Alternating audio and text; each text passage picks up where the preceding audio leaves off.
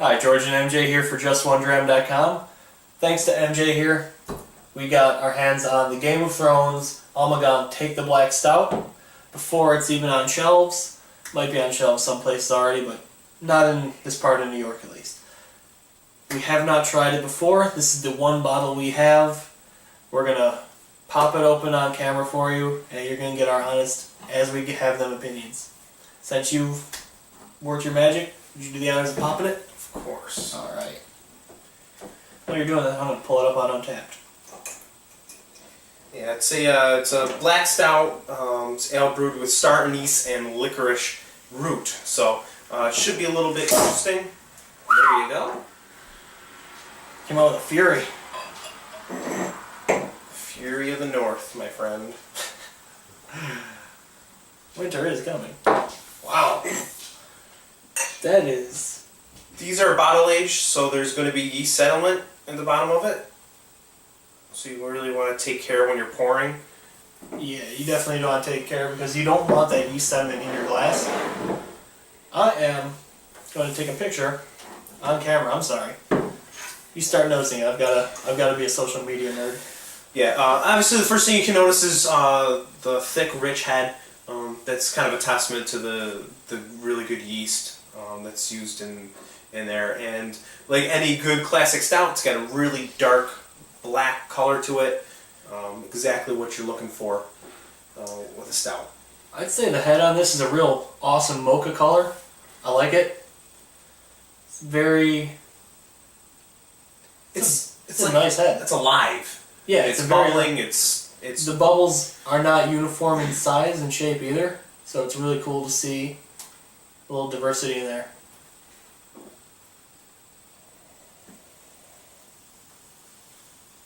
All right. Get a lot of that mocha roasted malt flavor. Oh yeah, definitely. Right off the bat. Are you getting any of that licorice? Very little licorice way in the back. But yeah, it's definitely roasted malts, not necessarily where sometimes you get that burnt malt taste or smell. It's definitely well roasted, not overdone. It's kind of sweet too. Yeah, it's definitely got a sweetness. This is awesome.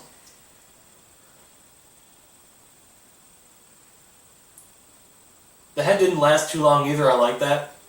It's really... It's another testament to the healthy yeast strain that they use.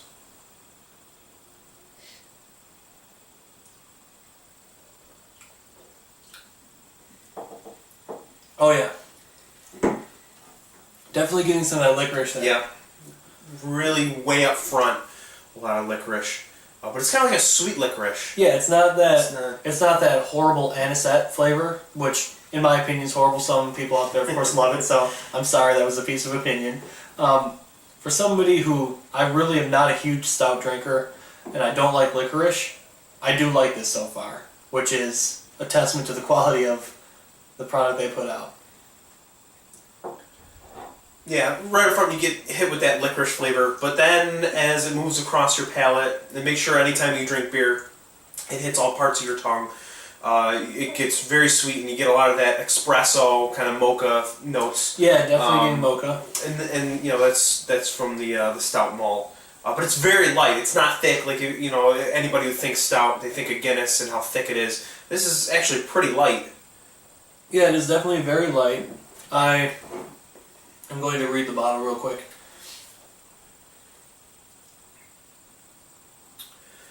Yeah. Definitely makes sense because they do, of course, Ommegang does a lot more Belgian style. That explains the lightness.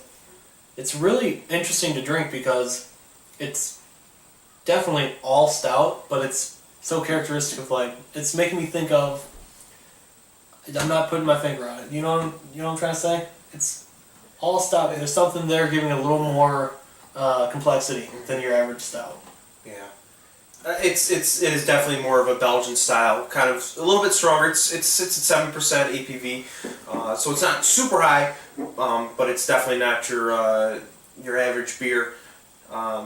Something if you're not a big hop head, there's not a lot of hop flavor in this, just enough to kind of accent the malt, but It's really well balanced. It is. It's a little bitter on the finish, but in a very pleasant way. You know what I mean? Yeah. And that first sip we took had a lot of licorice, but now I'm not getting it as much. Yeah, me it's either. kind of balanced out because of just from drinking it balanced out. I'm not noticing it as much. It's making it even easier to drink, and that first sip was by no means off-putting. So Ommegang did a great job on this one too. Absolutely. I could really see myself drinking this with, with a nice steak or something fairly hearty. Maybe a nice fall pasta dish. So is this good enough for you to take the black and go celibate? Oh, absolutely. Well, the night is dark and full of terrors. You're the watcher on the walls. That's right. Spoilers, dude! Oh, go! Sorry, guys. Spoiler alert! If you haven't read the books. Oh. HBO, I'm very sorry. That was unintentional.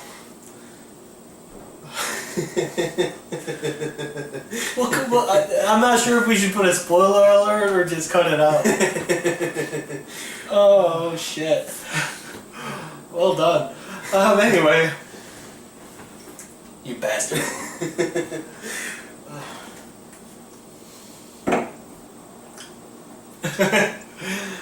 I'll admit, a part of the interest in this bottle is, of course, the Game of Thrones thing to it. I'm a sucker for good marketing. Love the books. Love the show. And I love Ommegang Brewery. I love every one of their beers. They do a great job with everything. This is no exception. Yep. Out of Cooperstown, New York, so support your local business. New York, fuck yeah. And, apparently they're going to be doing a line of every house from this point on. 1 a year or 2 a year, however many, for each of the major houses in the books. So if you're a Game of Thrones fan, keep your eye out for the upcoming Last series. year was the Iron Throne was a blonde ale because Joffrey's, of course, blonde. Not sure if that was a Baratheon or a Lannister one there. Let's do some theorizing on what the future ones will be. What will they do? House Tully? Will it be like an oyster stout? I guess they could. I guess Something fishy. Yeah. Well, I guess you're gonna have to do a red ale for a Lannister. Well, if they did the blonde ale, if that counted as Lannister, not Baratheon. What about House Targaryen? Red IPA? They could. I could see them doing something with like chili peppers for the fire for the dragons. Yeah, they could. I wouldn't put it past them. They like putting in interesting flavors in their beers. So.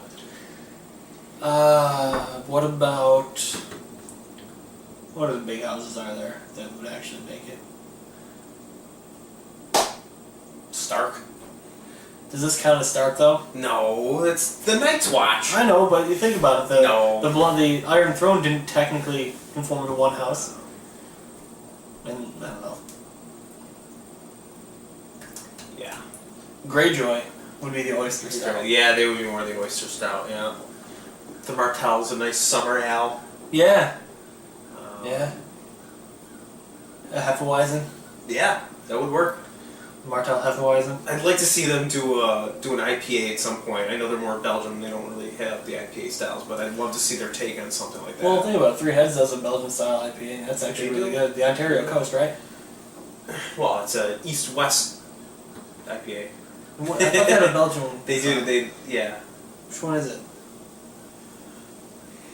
Anyway. I don't remember. Check your local Three Heads brewing distributor. This is awesome. Not a huge fan of stouts. I'll definitely buy a few more bottles of this. Oh yeah. Get your hands on it while you can. Yeah. I was talking with the stock manager when I got it, and he said that they bought an excess of it because they knew it was going to fly off the shelves. So go ASAP. Yes. Grab 2 or 3 bottles and just throw them in your cellar to keep for later because they're going to go. Yeah, last year with the Iron Throne, I bought 2 or 3 bottles, and when I went back to get more, completely gone. completely gone. Not a place you could get them, because with, of course, a name like Game of Thrones attached, it will go very fast. And the great thing is, because these were bottle aged and they're corked, depending on what type of beer it is, it'll last a bit longer for cellaring. And pick up a few bottles, keep them. If you can have them last the next season, pop it open while watching. That's right. If you don't think you have the self-control to keep them around until then, rewatch. Or if you haven't read the books yet, do it. Yes. Do it. Although you will lose any and all social life you have for the next week or two, depending on how many books you decide to read. But do it. It's absolutely worth it.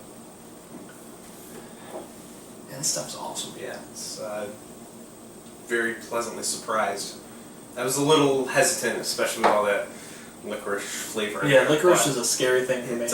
it really, other than that first initial upfront kick in the teeth of it, it's really balanced out and hardly taste it at all. Yeah, the malts really balance it out. And like I said, the roasted malts are roasted, not burnt. There's a lot of other beers out there that use roasted malts. Always taste and smell burnt to me. But they got it perfect, dead on.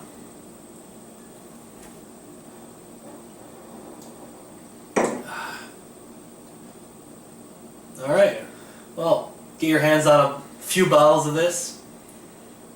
Enjoy. I'm at a loss for words because I'm thinking about the finish, still lingering a little. I was thinking about the licorice and the malts. I'm tasting on that. But if you like the video, like, subscribe, check out justonedram.com, find us on Facebook, all that wonderful social media nonsense. Make sure to get multiple bottles of this because it will not last.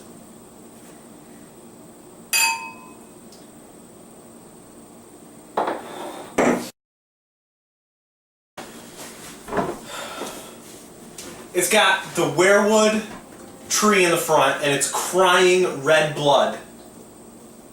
As opposed to green blood? Whoa. Just like when Jon Snow took his vows in front of the werewood tree, it's crying for his soul. Look at the label. I'm going to save this bottle.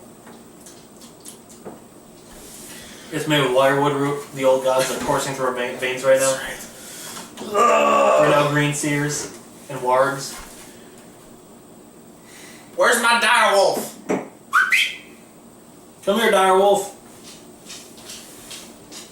Come here. It's Grey Wind. Oh my goodness. Zeta, the lost dire wolf. Nightmare